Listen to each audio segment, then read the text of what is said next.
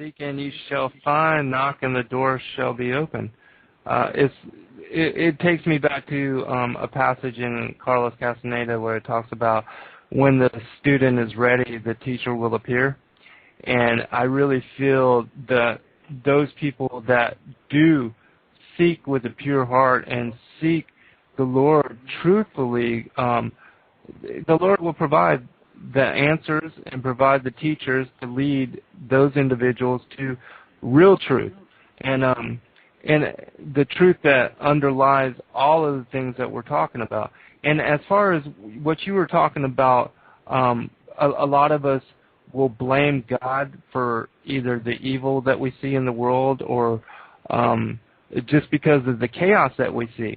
And I think that's one of the real important reasons for people to read the book of Enoch, is to understand that evil was not brought into the world as a natural occurrence by the Lord. It was brought in by the rebellion of these fallen angels.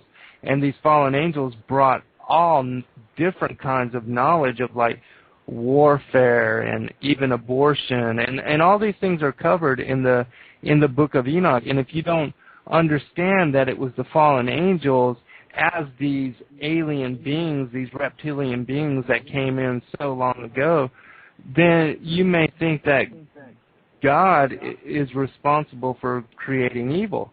And he did not. He created the creation in perfection and harmony, and it was the rebellion of the 1/3 of the watchers that fell and all those that follow Satan, and the 7,000 years that they've been granted dominion over this earth, that we're going to learn through duality both the knowledge of good and evil. And you're right, the Lord wants us to choose Him of our own free will, to want to love Him and to want to take part in the salvation that He generously extends to all of us.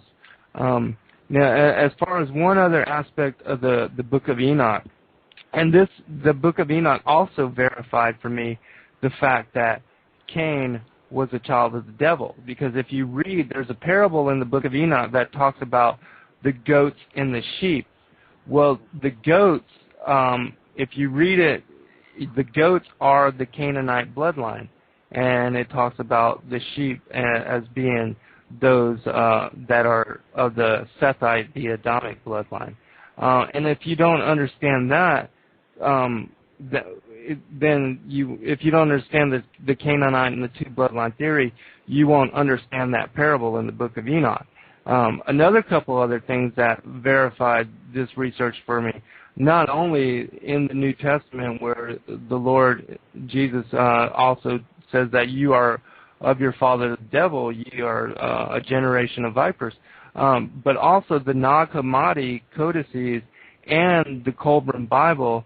Also, these two recently released collections of knowledge and research also verify that accounting. There are several occurrences and instances in the Nag Hammadi codices, one specifically that I remember in the book of Philip, where Jesus himself says that Cain is a child of the devil.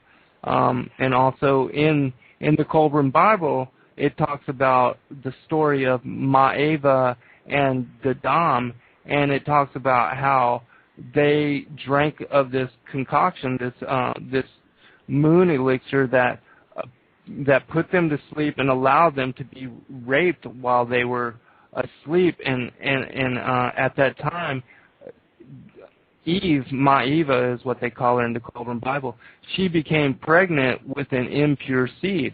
And because she became pregnant with the impure seed, they were then kicked out of paradise and placed in the wilderness and the earth. Now, this is where Genesis comes in, because if you read Genesis, the first part of Genesis, the whole reason that the Lord told Adam that he was going to have to till the garden and work the soil was that he knew that Eve had slept with Satan and was already pregnant with Cain.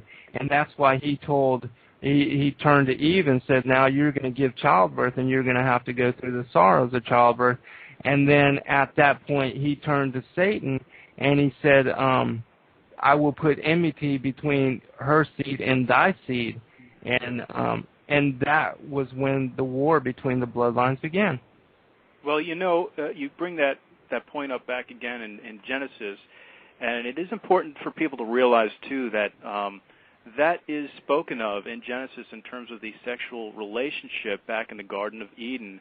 It is there. It is there, and Richard Stout, through keyword analysis, has really, I mean, anyone could really do this. And if you go into the expository dictionary, specifically Vine's, is that correct, Byron? Yeah. The Vine's expository dictionaries, you go back into the Hebrew and you realize, you take those certain keywords and you start to understand what it really is saying in terms of the trees, who the trees really were, right. in terms of the fruit, what the fruit meant, taking the bite and why both of them ate from it. It all comes together when you do your research, but it has to be done. Otherwise, you get confused and you come up with your own theories and interpretations of what Scripture is really saying. There never was an apple ever mentioned in the book of Genesis. Right. And like also too, if you a lot of people go back to the King James version, Genesis chapter 4:1, where it talks about how Adam knew his wife and then she fathered Eve. But if you go back further to the Aramaic Targums or the Palestinian Targums, which were the interpretations of those books during the time of Christ and written in Syriac, those particular chapters talk about Genesis 4:1 in the Aramaic Targums talks about how Eve slept with the angel of death, Samuel, the angel of death, which is symbolic of Lucifer, and how Cain was a child of Satan's. And so if you go back to the original, the Aramaic Targums of Genesis chapter 4:1, then it also verifies the same thing, that Cain was a child of the devil. Right. Well, we're once again, just for the listeners, we are listening to Zen Garcia from EndeavorFreedom.tv and also FallenAngels.tv.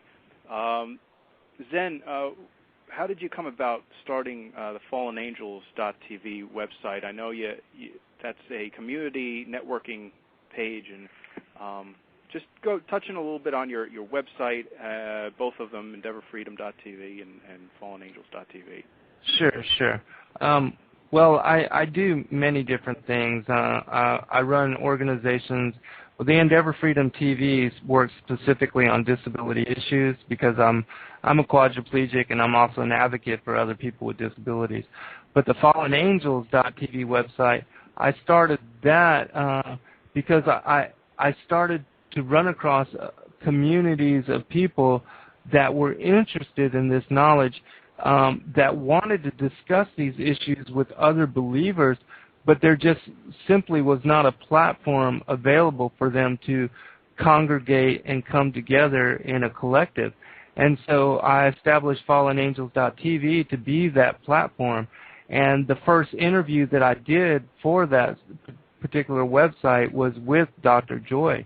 And so that really, that interview and that series of interviews with her is what launched that website. In fact, Dr. Joy was the first member to sign up at the FallenAngels.tv website. And for those people that have not been to that website, it's basically like a MySpace. It's a network for Christians that have come to understand these certain aspects, these esoteric aspects of the knowledge and of truth.